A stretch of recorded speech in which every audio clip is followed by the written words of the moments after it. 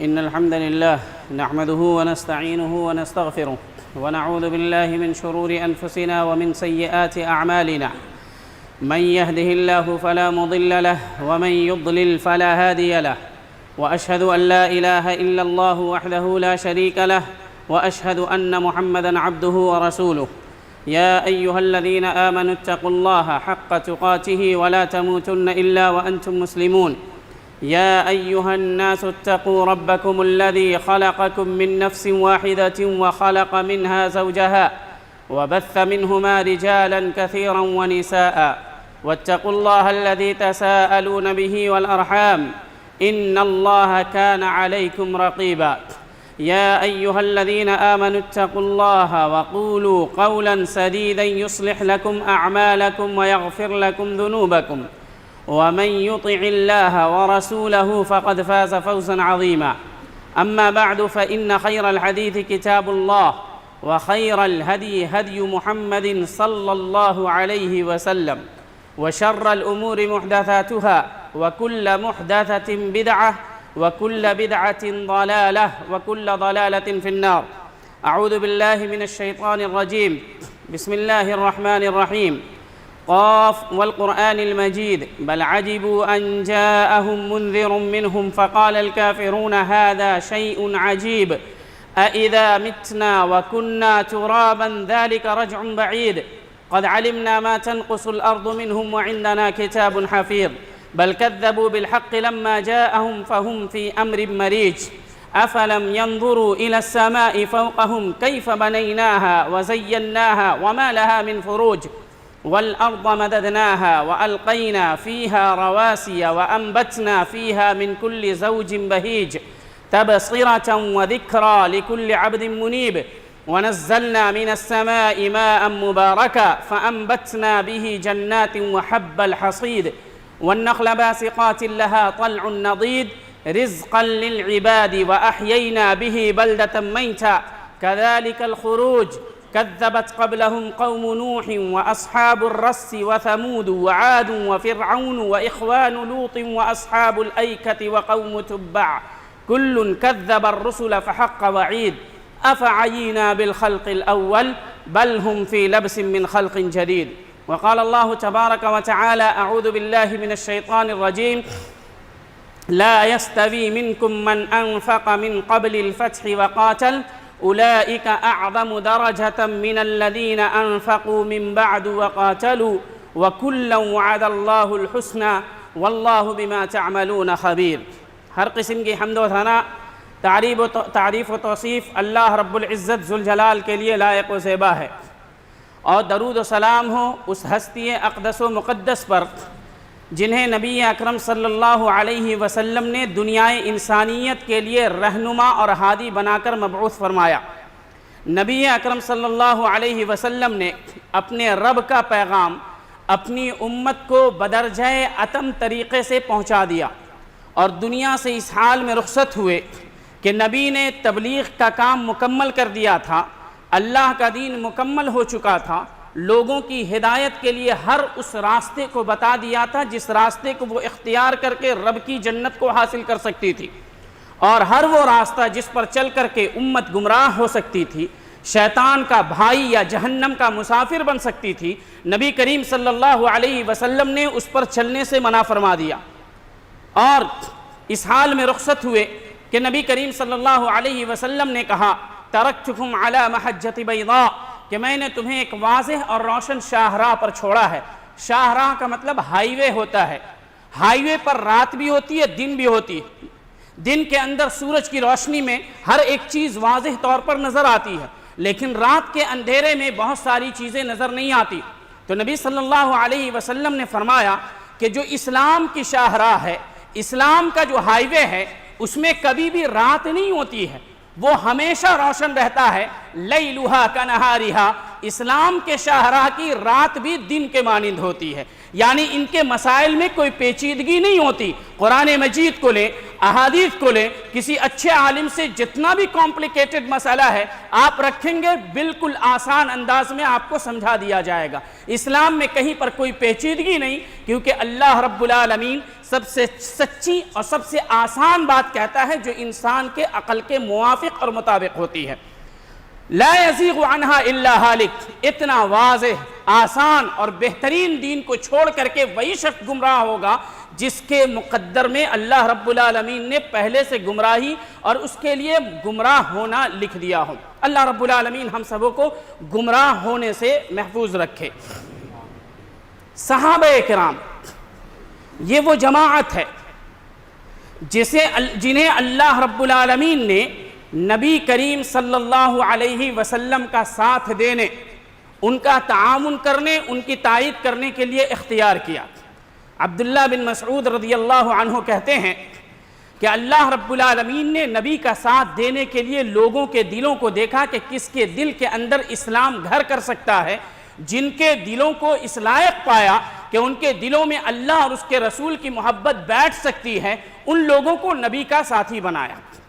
چنانچہ بنانے کے بعد اللہ رب العالمین نے تمام لوگوں کے بارے میں کہا جنہوں نے اسلام کی حالت میں نبی کریم صلی اللہ علیہ وسلم کا دیدار کیا اور اسلام کی حالت میں ان کی وفات ہوئی، ان تمام لوگوں کے بارے میں اللہ رب العالمین نے فرمایا رضی اللہ عنہم ورضوا عنہ، اللہ ان سے راضی ہیں اور اللہ رب العالمین سے وہ لوگ تمام صحابہ کرام راضی ہیں۔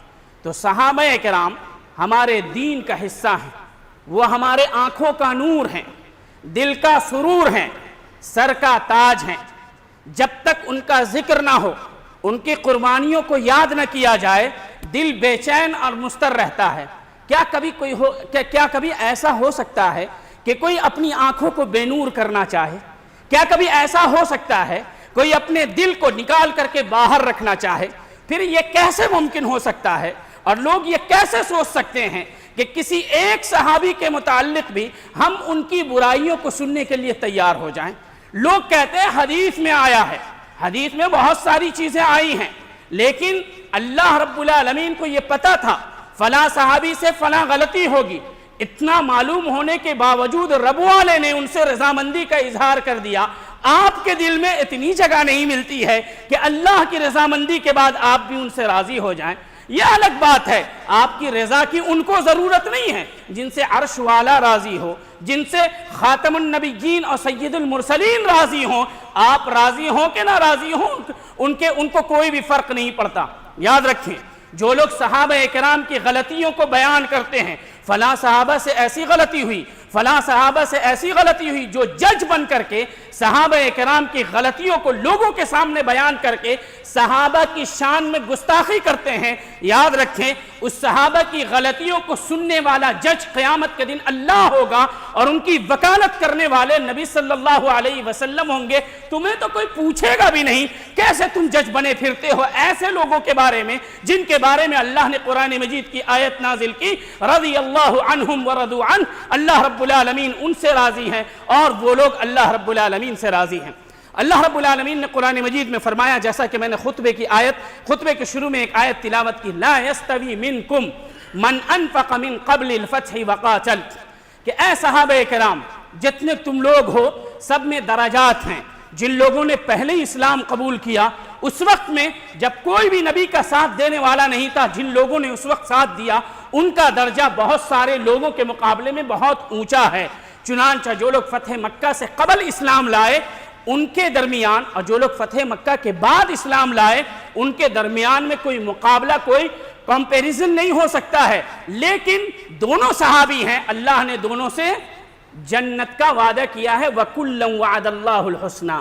دوسری حدیث سنیں، ایک حدیث سنیں، صحیح بخاری کی روایت ہے، نبی کریم صلی اللہ علیہ وسلم کے زمانے میں خالد ابن ولید رضی اللہ عنہ بڑے صحابی ہیں اور انہیں سیف اللہ کے لقب سے بھی جانا جاتا ہے، اللہ کی تلوار، بڑے جنگجو تھے اور جنگ کے اندر بڑی مہارت رکھتے تھے۔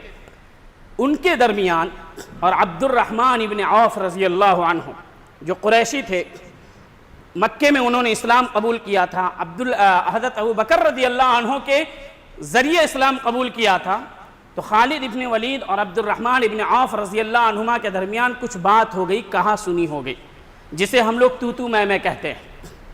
معاملہ نبی صلی اللہ علیہ وسلم کی عدالت میں پہنچا، دونوں صحابی ہیں، دونوں میں لڑائی ہو گئی۔ نبی صلی اللہ علیہ وسلم نے یہ نہیں پوچھا کہ غلطی کس کی ہے، یہ نہیں پوچھا کہ غلطی کس کی ہے۔ نبی صلی اللہ علیہ وسلم نے خالد ابن ولید رضی اللہ عنہ کو مخاطب کر کے کہا لا تسبوا اصحابی، میرے صحابہ کو برا بھلا نہ کہو۔ یہ صحابہ کے درمیان کا فیصلہ ہے، ان کا فیصلہ ہے جو دنیا کے اندر ان سے بہترین قاضی گزرا ہی نہیں، محمد الرسول اللہ صلی اللہ علیہ وسلم کا۔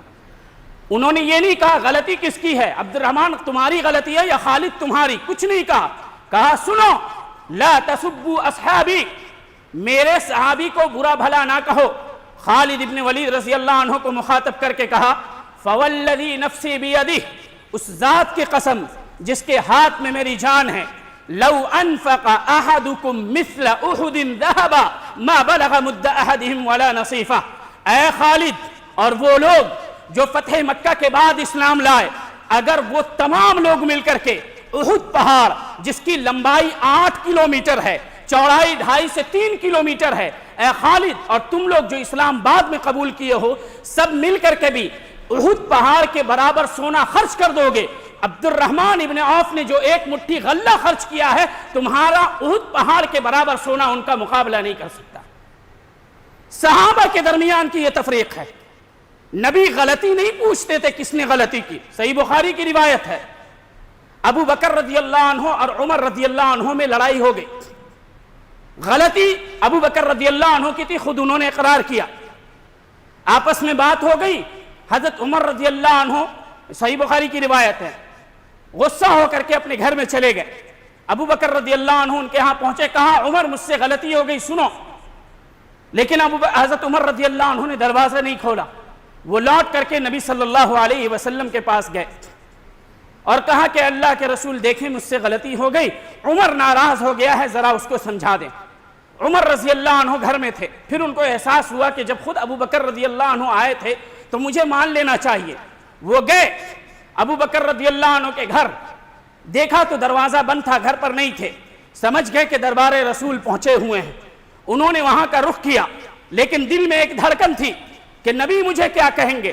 جب وہاں پہنچے تو پورے دربار رسالت کا ماحول بدلا ہوا تھا، نبی کریم صلی اللہ علیہ وسلم کا مسکراتا ہوا چہرہ، اس پر غصوں کے بادل چھائے ہوئے تھے۔ نبی کریم صلی اللہ علیہ وسلم کے پاس جب آئے تو نبی کریم صلی اللہ علیہ وسلم غصہ ہو گئے، یہ نہیں کہا کہ تم ابو بکر سے ناراض کیوں ہو، نبی کریم صلی اللہ علیہ وسلم غصہ ہو کر کے کہنے لگے اے لوگو، کیا تم میرے اس ساتھی کو مجھ سے دور کرنا چاہتے ہو کہ اس نے اس وقت میں مجھے ساتھ دیا جب سب نکالنا چاہ رہا تھا، اس نے اس وقت میں میری تائید کی جب سب ڈر کے مارے اپنے گھروں میں بیٹھے تھے۔ ابو بکر رضی اللہ عنہ اپنے دونوں گھٹنوں کے بل نبی کے سامنے بیٹھ گئے، کہا کہ اللہ کے رسول میری غلطی تھی، نبی صلی اللہ علیہ وسلم نے کسی کی غلطی نہیں سنی۔ عمر رضی اللہ عنہ کو کہا یہ وہ ہیں جنہوں نے اس وقت میں ساتھ دیا جب سب میرا ساتھ چھوڑ کر کے جا رہے تھے، غلطی ابو بکر رضی اللہ عنہ کی تھی۔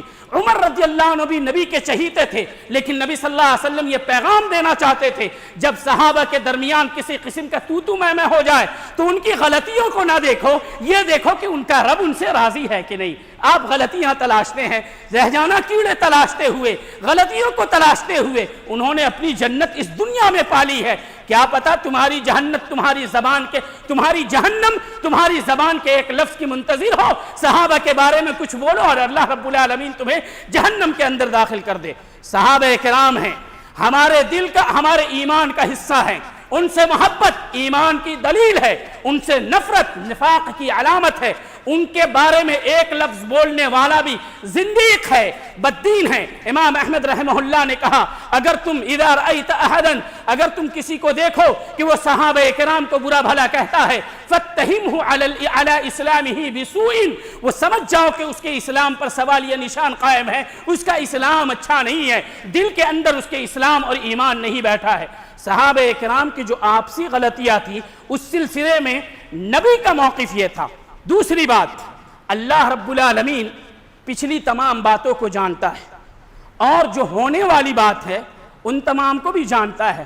اللہ رب العالمین کو پتا تھا صحابہ کرام سے کیا کیا غلطیاں ہوں گی۔ حضرت علی رضی اللہ عنہ اور معاویہ رضی اللہ عنہ دونوں کے درمیان اجتہادی غلطی ہوگی، آپس کی لڑائی ہوگی، یہ سب اللہ کو معلوم تھا، کیونکہ اللہ عالم الغیب ہے، عالم الغیب فلا یظہر علی غیبہ احدا، غیب کا جاننے والا ہے۔ ان تمام باتوں کو جاننے کے باوجود بھی اللہ نے قرآن مجید میں تمام لوگوں سے رضامندی کا اظہار کر دیا، اور اللہ کے حکم سے نبی کریم صلی اللہ علیہ وسلم نے معاویہ رضی اللہ عنہ کو قرآن کی کتابت کے لیے مأمور کیا، حکم دیا کہ قرآن مجید لکھو، جیسا کہ بیہقی کی صحیح روایت ہے۔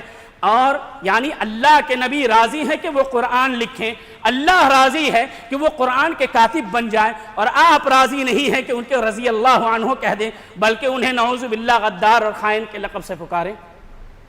ایمان، اس کو کہتے ہیں ایمان، کہ آپ کا ایمان جعلی ہے۔ جو ایمان آپ کو اللہ کے فیصلے پر راضی نہ کروا سکے، ایسے ایمان سے اچھا ہے بے ایمان رہنا۔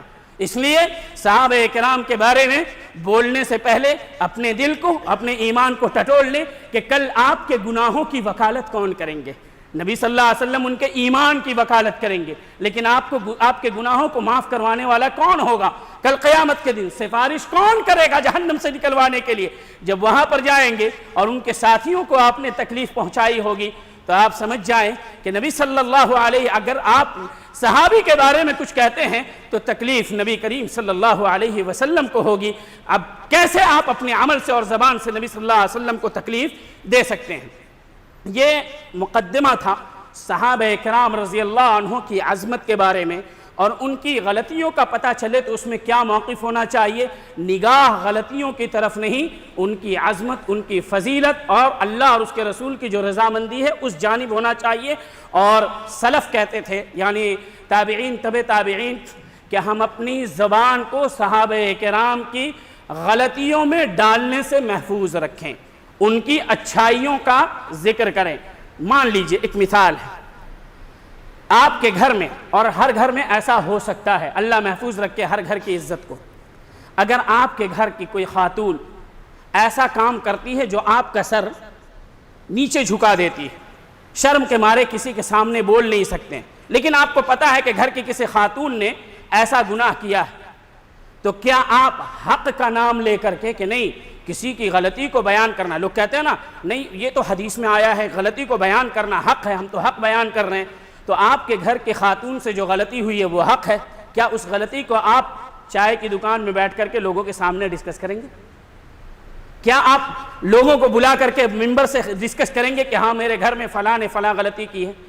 آپ اپنے گھر کے خواتین اور گھر کے اپنے لڑکوں کی غلطیوں کو چھپانے کی ہر ممکن کوشش کرتے ہیں، پھر تو وہ صحابہ ہیں۔ صحابہ کرام کی غلطیوں پر کیسے آپ ڈسکس کرتے ہیں اور لوگوں کے درمیان اس چیز کو اچھالتے ہیں؟ سوچیں کہ آپ کے بچے اور بچیوں کی عزت زیادہ حفاظت کے قابل ہے یا اللہ کے رسول کے ساتھیوں کی عزت زیادہ حفاظت کے قابل ہے؟ اس لیے ان کی عزت کریں، ان کی عزت میں دین اسلام کی عزت ہے۔ صحابہ کرام کی عظمت اور ان کی اہمیت کا اندازہ اسی وقت ہوگا جب ہم ان کی قربانیوں کو پڑھیں گے، سمجھیں گے۔ قربانیاں بہت ساری ہیں، میں صرف ایک جھلک احد کی آپ کے سامنے رکھوں گا۔ غزوہ احد جسے لوگ احد بھی کہتے ہیں لیکن اصل اس کا پروننسیشن احد ہے۔ غزوہ احد سن 3 ہجری میں شوال کے مہینے میں مدینے کے احد پہاڑ کے نزدیک ہوئی۔ بدر کے اندر کفار کو شکست فاش ہوئی تھی، 70 لوگ مارے گئے تھے، 70 قید کر کے لائے گئے تھے۔ اس کا بدلہ لینے کے لیے انہوں نے احد کی تیاری کی اور 3000 لوگوں کو مدینہ لے کر کے آئے۔ نبی صلی اللہ علیہ وسلم کو جب پتہ چلا، نبی کریم صلی اللہ علیہ وسلم نے لوگوں کو تیاری کا حکم دیا اور 1000 لوگوں کے ساتھ مدینے سے احد پہاڑ کی طرف نکلے۔ مدینے سے احد پہاڑ کا فاصلہ 3.5 سے 4 کلومیٹر کا۔ راستے میں تھے، احد کے قریب تھے کہ عبداللہ ابن ابی جو منافقوں کا سردار تھا، اس نے اپنے 300 ساتھیوں کے ساتھ نبی صلی اللہ علیہ وسلم کا ساتھ چھوڑ دیا اور واپس مدینہ چلا گیا۔ منافق تھا، منافق کے دلوں میں بہادری نہیں ہوتی، بزدلی ہوتی ہے۔ وہ ذلت کی موت مرنا چاہتا ہے لیکن نبی کے دفاع میں اپنا خون بہانا نہیں چاہتا، بزدل تھے۔ اللہ نے امت مسلمہ کی فوج کو، نبی کی فوج کو منافقین سے پاک کر دیا، وہ لوگ واپس چلے گئے۔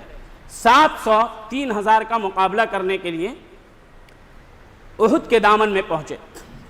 نبی کریم صلی اللہ علیہ وسلم نے جگہ کو اختیار کیا، جبل عینین یعنی جبل الرماح اور جبل احد کے درمیان کے حصے میں صحابہ کرام کو رکھا اور کہا کہ 50 صحابہ کرام جو تیر اندازی میں ماہر ہیں وہ جبل عینین پر کھڑے ہو جائیں، کیونکہ مجھے خدشہ ہے کہ کفار پیچھے سے وادی قنات ہو کر کے اوپر سے آ کر کے حملہ نہ کر دے۔ 50 صحابہ کرام عبداللہ ابن جبیر رضی اللہ عنہ کے قیادت میں اوپر کھڑے ہو گئے۔ جنگ شروع ہوئی، مسلمانوں نے بہت ہی بہادری کا مظاہرہ کیا، تھوڑے ہی لمحے میں کفار کے پاؤں اکھڑ گئے، بہت لوگ ان کے مارے گئے، انہوں نے میدان چھوڑا اور بھاگ کھڑے ہوئے۔ جو لوگ پہاڑ پر کھڑے تھے انہوں نے سمجھا کہ اب کفار بھاگ گئے ہیں، واپس آنے والے نہیں ہیں، اور نبی صلی اللہ علیہ وسلم نے ان لوگوں کو کہا تھا کہ جب تک میں نہ کہوں تم اوپر سے نیچے نہ اترنا۔ تو ان لوگوں نے سمجھا جنگ ختم ہو چکی ہے، یہاں رہنے کا کوئی فائدہ نہیں ہے، وہ نیچے اترنے لگے۔ تو ان کے قائد عبداللہ ابن جبیر رضی اللہ عنہ نے کہا نبی صلی اللہ علیہ وسلم نے ہمیں اترنے سے منع کیا۔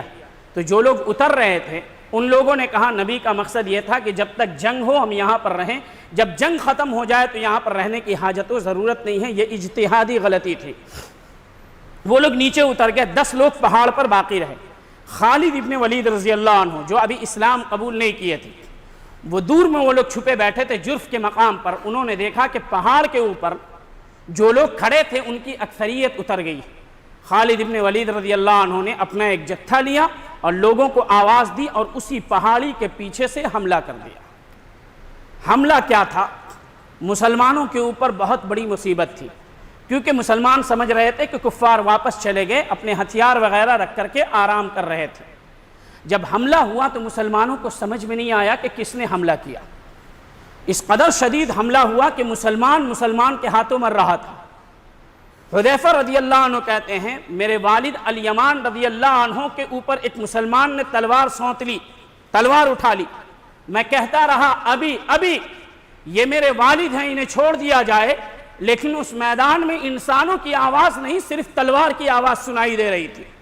کوئی مدینے کی طرف جا رہے ہیں، کوئی احد کی طرف جا رہے ہیں، نبی کریم صلی اللہ علیہ وسلم تنہا اپنی جگہ پر ہیں، صرف وہاں پر طلحہ ابن عبید اللہ رضی اللہ عنہ تھے۔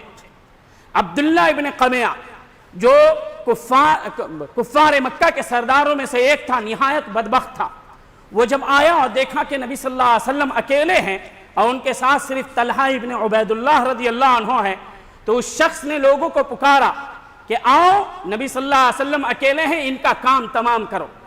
طلحہ ابن عبید اللہ رضی اللہ عنہ کہتے ہیں میرے ہاتھ میں 2 تلواریں تھیں، چاروں طرف سے تیر برس رہے تھے اور تلوار برس رہی تھی، اور میں اکیلا نبی صلی اللہ علیہ وسلم کا دفاع کرتے جا رہا تھا۔ ایک شخص کفار مکہ میں سے جس کے تیر کا نشانہ کبھی چوکتا نہیں تھا، میں نے اسے دیکھا کہ دور سے وہ نبی صلی اللہ علیہ وسلم کی آنکھ کو نشانہ بنا رہا ہے۔ میں نے ایک ہاتھ سے تلوار چھوڑی بائیں ہاتھ سے اور اپنے ہاتھ کو نبی صلی اللہ علیہ وسلم کے آنکھ پر رکھ دیا، وہ تیر میرے ہاتھ میں آ کر کے لگا، اسی تیر کی وجہ سے میرا ہاتھ پیرالائزڈ ہو گیا۔ میں نے آواز دی کہ نبی کریم صلی اللہ علیہ وسلم ادھر ہیں۔ جیسے صحابہ کرام نے سنا، انصار و مہاجرین نبی صلی اللہ علیہ وسلم کی حفاظت کے لیے ٹوٹ پڑے۔ 12 صحابہ کرام نے نبی صلی اللہ علیہ وسلم کو گھیر لیا۔ نبی کریم صلی اللہ علیہ وسلم کہتے جاتے تھے جو میرا دفاع کرے گا، میری حفاظت کرے گا، اللہ کے یہاں اس کے لیے جنت ہے۔ مہاجر صحابی نکلتے جاتے تھے، اپنی جان کو گنواتے جاتے تھے، اور پیچھے بچوں کو یتیم کیے جاتے تھے، اپنی بیویوں کو بیوہ کیے جاتے تھے۔ ان کے دل میں بھی جینے کی تمنا تھی، ان کے پاس بھی مال و دولت تھی، ان کے پاس بھی بال بچے تھے، لیکن انہیں فکر کسی کی نہیں، صرف نبی صلی اللہ علیہ وسلم کی تھی۔ اپنی جان کی پرواہ کیے بنا سب اپنی جان کو گنواتے چلے گئے۔ 12 صحابہ کرام شہید ہو گئے۔ پھر ابو بکر عمر آئے، علی رضی اللہ عنہ آئے، سعد ابن وقاص رضی اللہ عنہ آئے، مصعب ابن عمیر رضی اللہ عنہ آئے، ابن السکن آئے۔ تمام لوگوں نے نبی صلی اللہ علیہ وسلم کو گھیر لیا اور کہا کہ اللہ کے رسول آپ نیچے بیٹھ جائیں۔ اس کے بعد کفار نے چاروں طرف سے گھیر لیا، تیر تلوار برساتے چلے گئے۔ صحابہ کرام اپنے سینوں پر اور اپنی پیٹھ پر تلوار کھاتے چلے گئے۔ ابن السکن نامی صحابی جو تھے رضی اللہ عنہ، ان کے پیٹھ پر تقریباً 70 سے 90 تلوار و تیر کے زخم لگے، لیکن انہوں نے اپنے پاؤں کے اندر لغزش آنے نہ دی۔ جب برداشت نہیں کر پائے تو نبی صلی اللہ علیہ وسلم کے اوپر گر گئے اور اپنا سر نبی صلی اللہ علیہ وسلم کی گود میں رکھ دیا، روح پرواز ہو گئی۔ نبی صلی اللہ علیہ وسلم نے سعد ابن وقاص رضی اللہ عنہ کو کہا، ارمی یا سعد، سعد تیر چلاؤ، میرے ماں باپ تم پر قربان ہیں۔ کیا منظر تھا! ابھی بھی اگر آپ جائیں گے احد، آپ کو بلک بلک کر کے وہ منظر بیان کرے گا، یہ بھی شکوہ کرے گا کہ دیکھو صحابہ نے اس وقت حفاظت کی تھی، لیکن میں پہاڑ تھا، مجھ سے ممکن نہیں ہو سکا کہ میں نبی کی حفاظت کر سکوں۔ تم اگر نبی کی حفاظت کرنے میں تم شریک نہیں ہو سکے تو کم سے کم تمہارے پاس موقع تو ہے کہ تم نبی کی عزت کی حفاظت کر سکتے ہو، تم نبی کی سنت کی حفاظت کر سکتے ہو، صحابہ کرام کی عزت کی حفاظت کر سکتے ہو۔ آج بھی اگر آپ پوچھیں، احساس کریں، فیلنگ کریں، تو آپ کو یہ پہاڑ بتائے گا، احد کے میدان کا ایک ایک ذرہ آپ کو کہے گا کہ دیکھو سنبھل کر کے چلنا، اس ذرے کے اندر صحابہ کرام کے خون کی خوشبو ملی ہوئی ہے۔ اتنا ہی نہیں، ایک صحابیہ تھی ام عمارہ، کہتی ہیں کہ میں نے دیکھا کہ نبی کریم صلی اللہ علیہ وسلم کے پاس صرف طلحہ رضی اللہ عنہ لڑ رہے ہیں، میرے 4 بیٹے تھے۔ میں نے کہا کہ تم لوگوں کو میں نے بہادری سکھائی ہے، جاؤ نبی کا دفاع کرو۔ وہ گئے، شہید ہو گئے۔ میں نے دیکھا اپنے آپ کو کہ اگر میری آنکھوں کے سامنے نبی کو کچھ ہو گیا، اللہ مجھ سے کیا سوال کرے گا۔ میں نے تلوار اٹھایا اور میں خود گئی ان کا ہاتھ کٹا، پھر اس کے بعد انہوں نے نبی کے دفاع میں اپنی جان کو شہید کر دیا۔ امام طبری اور دیگر مورخین نے اس واقعہ کو نقل کیا ہے۔ اتنا ہی نہیں، ایک صحابیہ کو پتہ چلا جب عبداللہ ابن قمیہ نے یہ افواہ اڑائی کہ نبی کریم صلی اللہ علیہ وسلم شہید ہو گئے ہیں، تو مدینے کے بچے، خواتین دیوانہ وار دوڑتے ہوئے احد کے میدان کی طرف آئے۔ ان کے ذہن میں ایک ہی بات تھی، امیدوں کی ایک ہی کرن ہے، نبی کریم صلی اللہ علیہ وسلم وہی نہیں رہیں گے تو جی کر کے کیا ہوگا۔ چنانچہ ایک صحابی ہیں، انس رضی اللہ عنہ کے چچا تھے، جب انہوں نے یہ افواہ سنی تو تلوار پھینک دی۔ ان کے ایک دوست نے کہا، تلوار کیوں پھینکتے ہو، جب نبی زندہ نہیں ہے تم زندہ رہ کر کے کیا کرو گے۔ چنانچہ دونوں صحابی گئے اور جا کر کے اس قدر لڑائی کی کہ شہید ہو گئے۔ انہی شہید ہونے والوں میں سے ایک نام ہے حنظلہ رضی اللہ عنہ کا۔ انہوں نے کل رات ہی شادی کی تھی، آج جنگ کی شروعات تھی۔ جب صبح میں پتہ چلا کہ میدان جنگ سجا ہوا ہے، نبی کریم صلی اللہ علیہ وسلم کے تعلق سے افواہ ملی، تو ان کی اہلیہ نے کہا کہ جائیے آپ جا کر کے نبی کا دفاع کریں، ہماری حفاظت اللہ کرے گا۔ نکلے، ہمارے جیسے جوان ہوتے تو ہم سوچتے ابھی 1 دن کی بیوی ہے، پیچھے رہیں گے، لڑنے والے لڑیں گے، دفاع کریں گے، ہم محفوظ رہ جائیں گے۔ لیکن ان کو پتا تھا کہ اگر ہم نبی کی حفاظت میں مارے گئے تو ہماری نسل در نسل اللہ اس کی حفاظت کرے گا، لیکن اگر پیچھے رہ گئے ہماری نسل کو، پوری قوم کو اللہ پیچھے رکھ دے گا۔ 1 دن کے بیاہے انہوں نے اپنی بیوی سے ملاقات کی تھی، غسل بھی نہیں کیا تھا، میدان احد میں آئے، لڑتے چلے گئے، شہید ہو گئے۔ جب لاش کو جمع کرنے کا وقت آیا، نبی صلی اللہ علیہ وسلم نے کہا، سعد ابن الربیع کہاں ہے، اس کو تلاشو۔ کہاں ہے میرا دوست، میرا بھائی سعد ابن الربیع کہاں ہے، تلاشو۔ صحابہ کرام نے تلاشا اور نبی صلی اللہ علیہ وسلم نے کہا کہ اگر سعد ابن الربیع ملے تو میرے بھائی کو میرا سلام کہنا۔ صحابی گئے تلاشنے کے لیے، اور مورخین نے ذکر کیا ہے تلاشنے والے زید بن ثابت رضی اللہ عنہ تھے۔ وہ گئے اور دیکھا کہ سعد ابن الربیع رضی اللہ عنہ کے جسم پر 36 سے 39 تلوار اور تیر کے زخموں کے نشان ہیں، وہ اپنی زندگی کی آخری سانسیں لے رہے ہیں۔ تو اس صحابی نے کہا کہ اللہ کے رسول تم پر سلام بھیجتے ہیں۔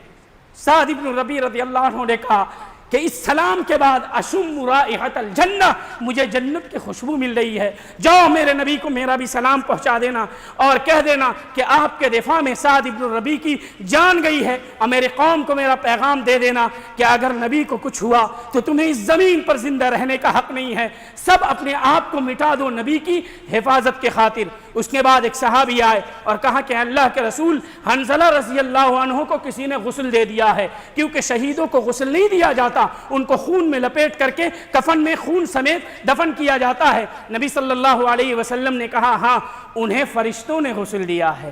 ایک صحابی آئے اور کہا کہ عبداللہ ابن حرام جو جابر رضی اللہ عنہ کے والد تھے ان کی لاش نہیں مل رہی ہے۔ نبی کریم صلی اللہ علیہ وسلم نے کہا اغلتہ الملائکۃ باجنحتھا، انہیں فرشتوں نے اپنے پروں سے گھیر رکھا ہے۔ کتنی قربانیاں سنیں گے، کتنی قربانیاں سنیں گے۔ انہوں نے صرف مال کی نہیں، اپنے وطن کو چھوڑا، اپنے رشتہ داروں کو چھوڑا، تمام چیزوں کو چھوڑا۔ آخر میں جب ضرورت پڑی کہ نبی کی حفاظت کے لیے جان دیں تو اکیلے نہیں دی، اپنے بچوں کی، اپنی بیویوں کی اور تمام لوگوں کی قربانی پیش کر دی۔ ایسی قربانی پیش کرنے والے صحابہ کے بارے میں آپ گالی سننا برداشت کریں گے؟ آپ کے والد کو کوئی گالی دے، آپ اس کا چہرہ دیکھنا نہیں چاہتے ہیں، ان لوگوں کو اگر کوئی گالی دے جن سے نبی کو محبت تھی، آپ گالی دینے والے کا چہرہ کیسے دیکھ سکتے ہیں؟ ان کے ساتھ کیسے بیٹھ سکتے ہیں؟ وہ صحابہ کرام ہیں، آپ کے سر کا تاج ہیں۔ یاد رکھیں کہ اگر کوئی آپ کے سر کے تاج کو چھیننے کی کوشش کرے گا تو آپ اس کے ساتھ کیا برتاؤ کریں گے؟ اور کوئی صحابہ کے بارے میں بدزبانی کرے، آپ اسے ٹھنڈے پیٹ برداشت کر لیتے ہیں، ارے بھائی اس کا مسئلہ ہے، ارے بھائی ایسا موقف ہے۔ میرے بھائیو، صحابہ کرام نے یہ نہیں کہا تھا کہ اللہ کے رسول ہم آپ کے لیے اپنا ملک نہیں چھوڑ سکتے، ہم آپ کے لیے اپنے رشتہ داروں کو نہیں چھوڑ سکتے۔ ان لوگوں نے کہا کہ اللہ کے رسول آپ کا خون بہنے سے پہلے ہمارا خون آپ کی حفاظت کی خاطر بہے گا۔ یہی وعدہ انصار مدینہ نے بیعت عقبہ ثانیہ میں لیا تھا۔ تو یہ صحابہ کرام ہیں جن کی ایک ایک قربانیوں کا ذکر اللہ رب العالمین نے کیا ہے۔ انہیں یوں ہی زمین پر جنت نہیں مل گئی تھی، انہوں نے جنت کمائی تھی، چلتے زمین پر تھے، لیکن اللہ رب العالمین انہیں فرشتوں کے درمیان یاد کیا کرتا تھا۔ مصعب ابن عمیر رضی اللہ عنہ کو لایا گیا، احد کے دن شہید ہو چکے تھے، ان کے پاس اتنا کفن نہیں تھا کہ سارے جسم کو ڈھانکا جا سکے۔ نبی صلی اللہ علیہ وسلم نے یہ منظر دیکھا، رو پڑے اور کہا میں نے مصعب کا وہ وقت بھی دیکھا ہے جب یہ مکے میں تھا،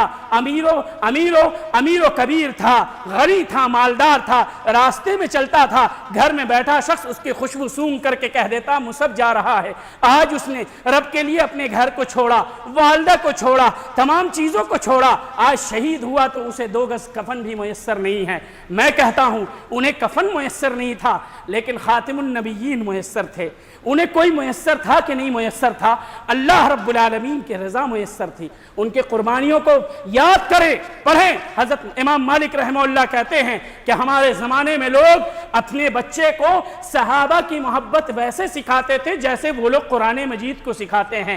ہمارے بچوں کو تمام تاریخ جاننے والوں کے نام یاد ہوتے ہیں، تاریخ یاد ہوتی ہے، فلم ایکٹروں کے نام یاد ہوتے ہیں، لیکن صحابہ کرام جنہوں نے اپنی جان ہی نہیں اپنی تمام چیزوں کی قربانی دی، ان کے نام اور ان کی قربانیاں یاد نہیں ہوتی ہیں۔ یقین جانیں ہماری ذمہ داری ہے کہ ہم اپنے بچوں کو صحابہ کرام کی تعلیم، صحابہ کرام کی محبت سکھائیں، اور یہ سکھائیں کہ تمہارے پاس ایک جان ہے، ان کے پاس بھی ایک جان تھی، انہوں نے اپنی جان کو بستر پر نہیں نکالا، اپنی جان کو میدان میں نبی کی حفاظت کی خاطر نکال دیا۔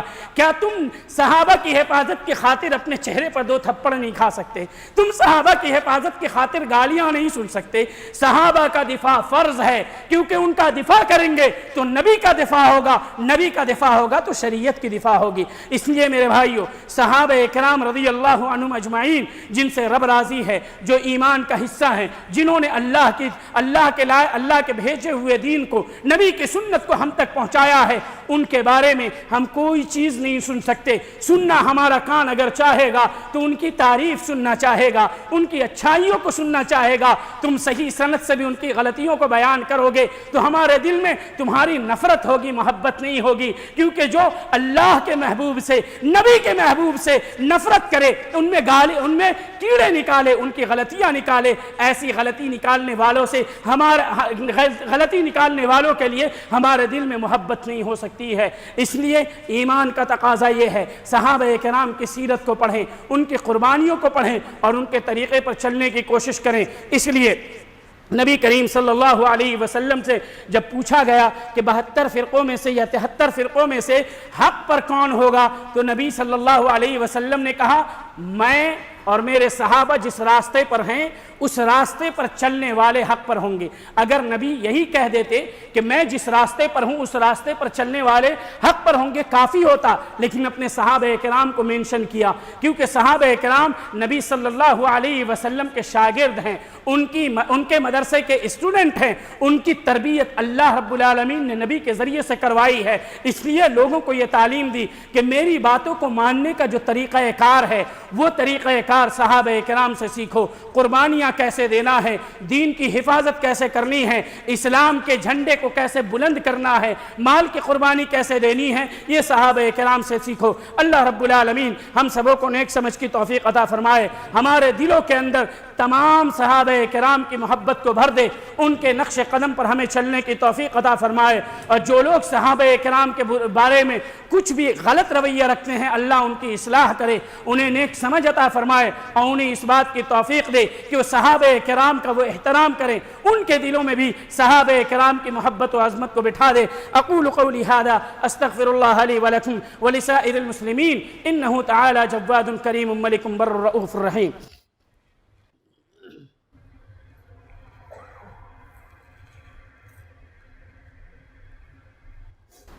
إن الحمد لله نحمده ونستعينه ونستغفره ونعوذ بالله من شرور أنفسنا ومن سيئات أعمالنا من يهده الله فلا مضل له ومن يضلل الله فلا هادي له وأشهد أن لا إله إلا الله وحده لا شريك له وأشهد أن محمدا عبده ورسوله فإن خير الحديث كتاب الله وخير الهدي هدي محمد صلى الله عليه وسلم وشر الأمور محدثاتها وكل محدثة بدعة وكل بدعة ضلالة وكل ضلالة في النار۔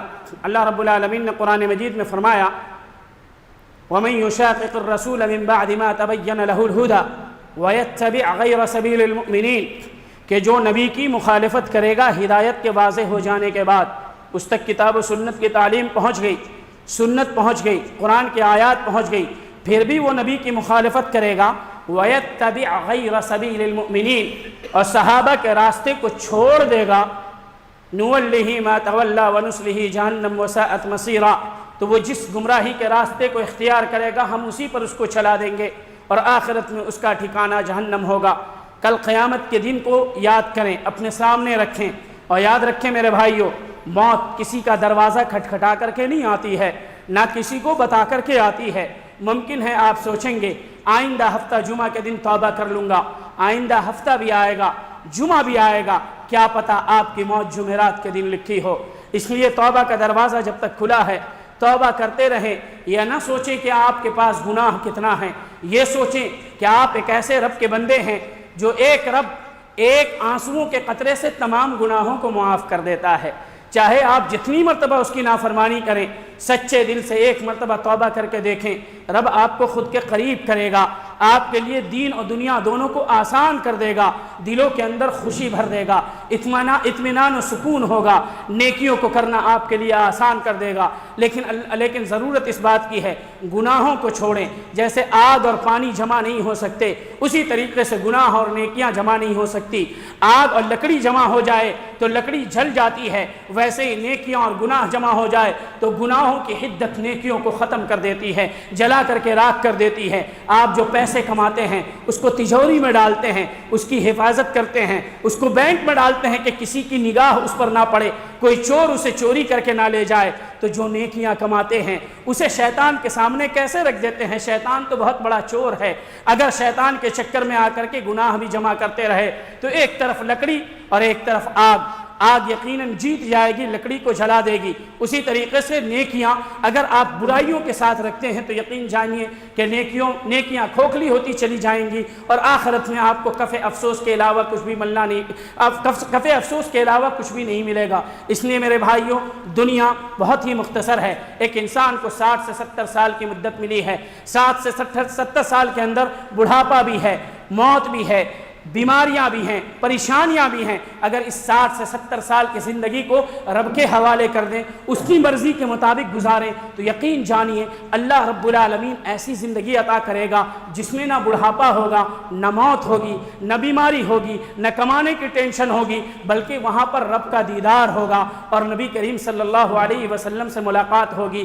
وہ جگہ، وہ زندگی جنت کی زندگی ہے۔ تو ہم کو 60 سے 70 سال کی زندگی اپنی مرضی سے گزارنی ہے، یا اس زندگی کو جس زندگی کا کبھی خاتمہ نہیں ہمارے ہاتھ میں ہے، اگر اس زندگی کو رب کی مرضی کے مطابق گزاریں گے تو جنت کی زندگی کو ہم اپنی مرضی کے مطابق گزار سکتے ہیں، جو چاہیں گے تمام چیزیں میسر ہوگی۔ اس لیے اپنی زندگی کا محاسبہ کریں۔ صحابہ کرام کے پاس کتنا ایمان تھا، پھر بھی عمر رضی اللہ عنہ کہتے تھے میری برائیاں اور نیکیاں دونوں برابر ہو جائیں تو میں سمجھوں گا کہ کامیاب ہو گیا۔ جن کو دنیا میں جنت کی بشارت مل چکی ہو، جن کو نبی نے کہا ہو کہ میرے بعد کوئی نبی ہوتا تو عمر ہوتا، جن کی رائے پر قرآن مجید کی آیات نازل ہو جاتی ہو، ان کو اللہ کے عذاب کا اتنا ڈر، اور ہم لوگ جن کے چہرے، جن کے ہاتھ، جن کی نگاہیں، جن کے پاؤں گناہوں سے سیاہ ہو چکے ہوں، دل سیاہ ہو چکا ہو، اگلا پچھلا سارا دامن گناہوں سے بھرا پڑا ہو، ہم لوگوں کو ایک مرتبہ بھی خیال نہیں آتا کہ قبر کے اندھیرے میں کیا ہوگا،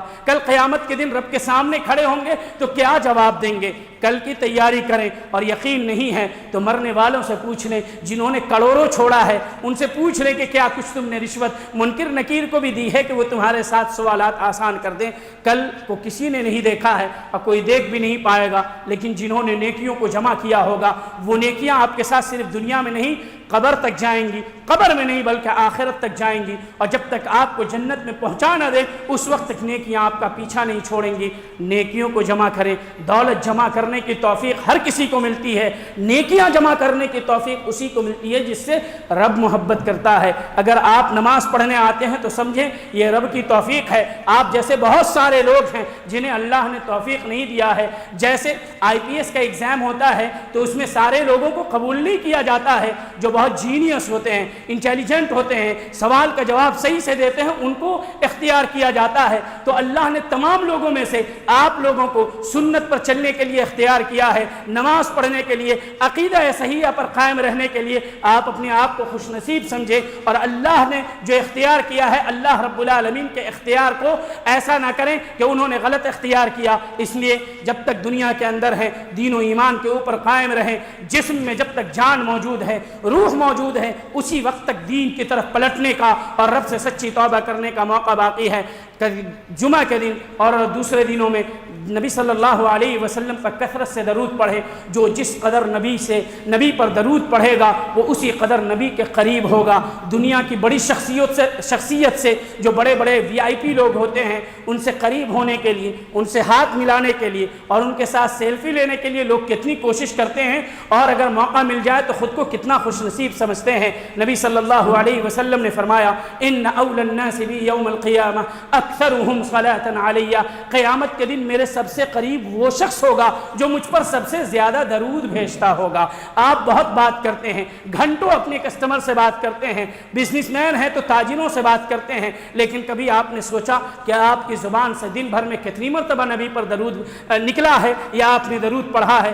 درود پڑھیں، کیونکہ نبی صلی اللہ علیہ وسلم نے فرمایا من صلی علیہ مرتن صلی اللہ علیہ بہا عشرہ، کہ جو انسان مجھ پر ایک مرتبہ درود پڑھے گا اللہ اس پر اپنی 10 رحمتیں نازل کرے گا۔ رحمتوں کی ضرورت کس کو نہیں ہے؟ اللہ رب العالمین ہم سبوں کو کثرت سے درود پڑھنے والا بنائے، اور نبی صلی اللہ علیہ وسلم کو ہم لوگوں کے لیے سفارشی بنائے۔ اللہم صلی علی محمد وعلی آل محمد کما صلیت علی ابراہیم وعلی آل ابراہیم انک حمید مجید۔ اللہم بارک علی محمد وعلی آل محمد کما بارکت علی ابراہیم وعلی آل ابراہیم انک حمید مجید۔ ان اللہ یأمر بالعدل والإحسان وإیتاء ذی القربى وینہی عن الفحشاء والمنکر والبغی یعظکم لعلکم تذکرون، وآخر دعوانا ان الحمد للہ رب العالمین۔